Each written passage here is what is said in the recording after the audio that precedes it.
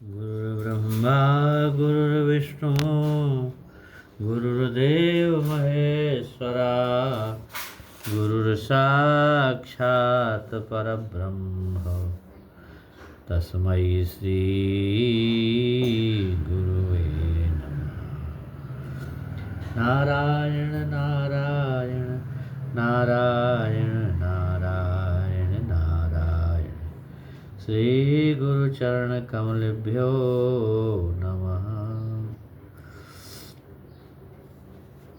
भाग 3 गीता में आज हम फिर अगला श्लोक लेंगे।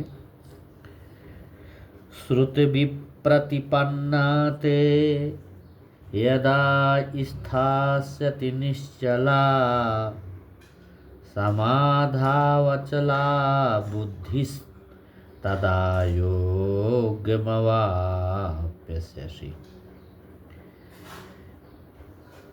श्रुति विप्रतिपन्ना, श्रुति का मतलब है कि वेद, वैदिक ज्ञान।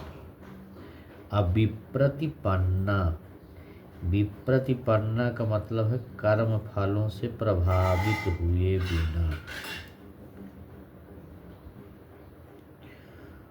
और ते यदा स्थास्यति निश्चला, ते तुम्हारा, यदा जब, स्थास्यत स्थिर हो जाएगा, तो निश्चला एकनिष्ठ होकर के, समाधवचला, समाधवचला समाधव माने दिव्य चेतना में जब पहुंच जाता है व्यक्ति। अचला माने स्थिर हो जाए, अचल। अबुद्धि, बुद्धि है। तदा तब योगम, तदा माने तब, योगम माने जब उस योग का साक्षात्कार हो जाए, किसका? आत्मा का। अब अवाप्स्यसि, तो तुम प्राप्त करोगे उस योग को। तात्पर्य इसका है कि जब तुम्हारा मन वेदों की सुंदर वाणी, अलंकारमयी भाषा से जब विचलित न हो, विप्रतिपन्ना, प्रतिपन्ना नहीं, विप्रतिपन्ना, विचलित न हो, प्रतिपन्न न हो। तरह तरह की बात जब वेद लोग सुनते हैं, तरह तरह की बातों से, तो बुद्धि जो है प्रतिपन्न हो जाती, विचलित हो जाती है अनेकों प्रकार की बातें सुन सुन करके। तो ये जो अलंकारमयी भाषा है अन्य ग्रंथों की, पुराणों की, इससे बुद्धि जो विचलित जब न हो और वह आत्म साक्षात्कार की समाधि में एकदम स्थित हो जाए, तब तुम्हें वो चेतना प्राप्त होगी। कौन सी? दिव्य वाली चेतना, जो उच्च चेतना है, उच्च स्तर की जो चेतना तब प्राप्त होगी जब बाहर से सब चीजें तुम्हारी बुद्धि में न आवे, केवल एक निष्ठ हो जाए, तब फिर वो चेतना प्राप्त होगी। हाई क्लास वाली चेतना जो रहती, जो ईश्वर से मिलाती। तो तब तात्पर्य है कि कोई समाधि में है, इस कथन का अर्थ यह होता है कि वो पूर्णतया भगवान कृष्ण में है। उसने पूर्ण समाधि में ब्रह्म, उस परमात्मा भगवान को प्राप्त कर लिया। समाधि में जब हो जाता, आत्म साक्षात्कार की सर्वोच्च सिद्धि यह जान लेना है कि कृपा का शाश्वत दास, कृष्ण भगवान का जो है कृपा का शाश्वत दास, और उसका एकमात्र कर्तव्य भगवान की भावना में अपने सारे कर्म करता है। लेकिन भगवान की जो भावना है, उस गोविंद की जो भावना से भरा हुआ रहता, वो व्यक्ति भगवान के एक निष्ठ भक्त को न तो वेदों की अलंकारमयी वाणी विचलित कर सकती है और न ही स्वर्ग जाने के उद्देश्य से वो सकाम कर्म करेगा, न उसमें प्रवृत्त होगा। इसलिए उस भगवान परमात्मा में मनुष्य उन कृष्ण के सानिध्य में जो रहता है, उस परमात्मा के सानिध्य में रहता है और कृष्ण से प्राप्त सारे उनके आदेश उस दिव्य अवस्था में समझे जा सकते हैं। जब उच्च चेतना को प्राप्त करता है तो उसको सीधा कनेक्शन परमात्मा से उसका होता है। ऐसे कार्यों के परिणाम स्वरूप उसमें निश्चयात्मक ज्ञान की प्राप्ति निश्चित होती है। उसे कृष्ण भगवान के उनके प्रतिनिधि गुरु की आज्ञाओं का पालन मात्र करना होगा। इसका तात्पर्य हुआ कृष्ण भगवान का हो या उनके गुरु प्रतिनिधि के रूप में, तो कहीं न कहीं उनकी आज्ञाओं का पालन मात्र करना पड़ेगा बस।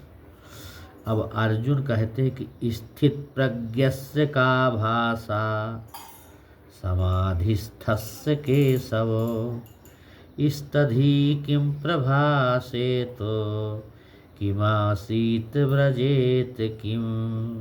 स्थित प्रज्ञस्य माने जो परमात्मा में स्थिर है। कौन स्थिर है? वो व्यक्ति। तो इस प्रकार समाधि में स्थित है। जो समाधि में स्थित पुरुष है, तो केशव का यहाँ आया है, जो केसी का वध किए हैं उनका नाम केशव है। तो हे कृष्ण, केशव का मतलब स्तधि, स्थित धी माने भगवान, धी माने बुद्धि, वो बुद्धि परमात्मा में स्थित हो जाए, स्थित प्रज्ञ जिसको कहते हैं। तो किम माने क्या, प्रभासेत जो बोलता है, आसीत माने जो रहता है, ब्रजेत माने जो चलता है, किम माने कैसे। अर्जुन ने कहा कि हे कृष्ण, अध्यात्म में लीन चेतना वाले व्यक्ति स्थित प्रज्ञ के क्या लक्षण हैं, वह कैसे बोलता, उसकी भाषा कैसी है, वह किस तरह बैठता उठता चलता है। तात्पर्य यहाँ इसका मतलब है कि जिस प्रकार प्रत्येक व्यक्ति के उसकी एक विशिष्ट स्थिति के अनुसार कुछ लक्षण होते हैं, उसी प्रकार परमात्मा से जो भावित हो जाता है व्यक्ति, उसका एक विशिष्ट स्वभाव हो जाता है। महापुरुष के रूप में उसका एक स्वभाव हो जाता है। तो यथा उसका बोलना, चलना, सोचना, देखना, जिस प्रकार धनी पुरुष के कुछ लक्षण होते हैं जिनसे वह धनवान जाना जाता है, जिस तरह रोगी अपने रोग के लक्षणों से रुग्ण जाना जाता है, जान जाता आदमी की रोगी है, इसको बीमार है, तो यह विद्वान अपने गुणों से विद्वान जाना जाता है। उसी तरह कृष्ण की दिव्य चेतना से युक्त जो ऊंची चेतना है, ऊंचे स्तर की चेतना, उससे युक्त व्यक्ति अपने विशिष्ट लक्षणों से जाना जाता है, महापुरुष जैसे दिखने लगता है। तो इन लक्षणों को भगवत गीता से ये सारी बात समझ में आती है जब पढ़ो। किंतु महत्वपूर्ण बात यह है कि उस भगवान कृष्ण की जो चिंतन में, उनके भावना में व्यक्ति किस प्रकार से जब उनका चिंतन करता है, रात दिन उन्हीं के चिंतन में लगा रहता है, तो किस प्रकार से बोलता है।